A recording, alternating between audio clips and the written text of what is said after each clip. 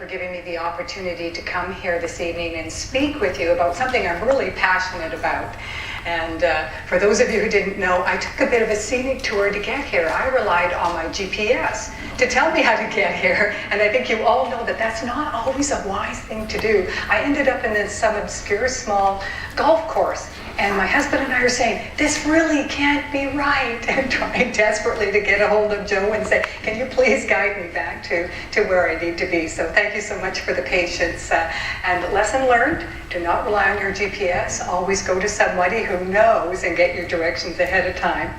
I just wanted to review with you what we're going to be talking about today. And you'll notice that I put today's discussion, because this really is going to be a dialogue where we're going to explore together some of the key questions. We're going to look at the whole concept of aging in place and what that means.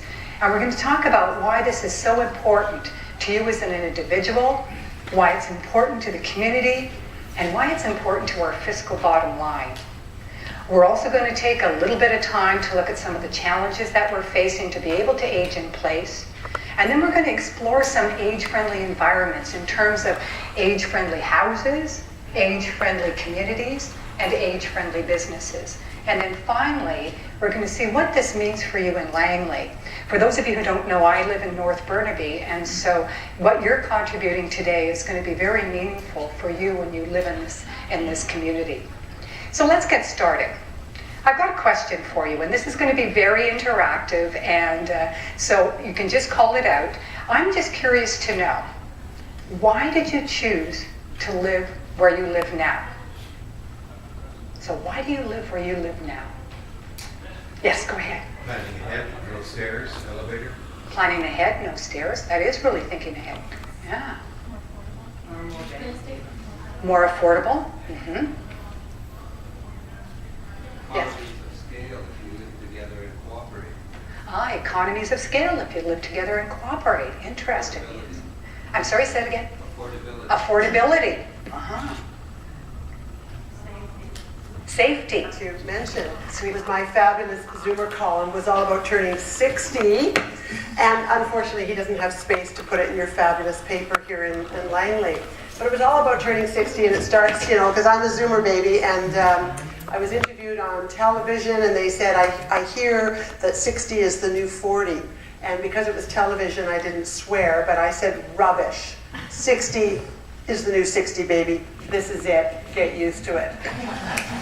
But oh my goodness, that previous speaker, Rhonda, was so amazing. I had so many thoughts when she was speaking. I live in the most un-age-friendly place possible. The first question Rhonda said is, why did you move there? I'll tell you why. Because it's not in the Township of Langley where my ex lives. That was the number one reason. I'm sure you're very happy having him here in your township, and hopefully he's behaving. It's all good. I have 10 trillion million stairs I'm just for going to our quickly event. mention our sponsors once again, because I've been asked to do that, and then I'm going to ask Nathan to come up. Retirement Concepts, Wellseeking, Bob's Bar and Grill, Starbucks, Buy Low Foods, Carvalth Housing Corporation, South Fraser On Tracks, and Pet Fair Brookswood. Nathan Pachal is with South Fraser On Tracks. He's a resident of Langley City. He's going to talk about how transportation options affect an aging population. Just tell you a little bit about Nathan's background.